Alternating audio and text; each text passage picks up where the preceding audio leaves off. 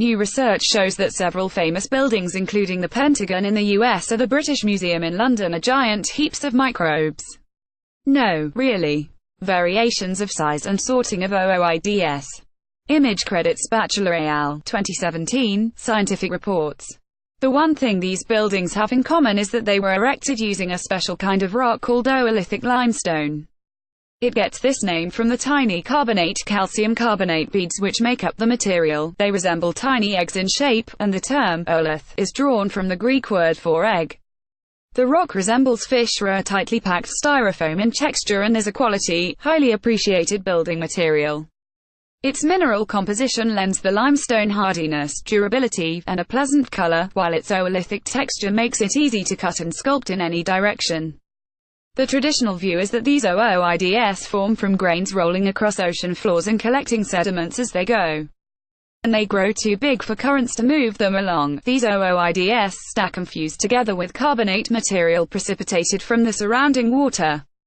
New research from the Australian National University ANU, however, comes to propose a much buggier origin story for ooliths. Using a mathematical model, scientists arrived at the conclusion that the OOIDS were made of mineralized microbes forming concentric layers. Microbeads comparison between the team's simulated results and experimentally grown OOID. Image credits Bachelor et al. 2017, Scientific Reports. Jurassic oolite in England has been used to construct much of the city of Bath, the British Museum and St. Paul's Cathedral, said first author Bob Byrne in a news release. Mississippian oolite, found in Indiana in the U.S., has been used to build parts of the Pentagon in Virginia and parts of the Empire State Building in New York City. We have proposed a radically different explanation for the origin of OOIDS that explains their definitive features. Our research has highlighted yet another vital role that microbes play on Earth and in our lives. The team used mathematical modeling to simulate how ooliths form and identify the most likely mechanism of their growth.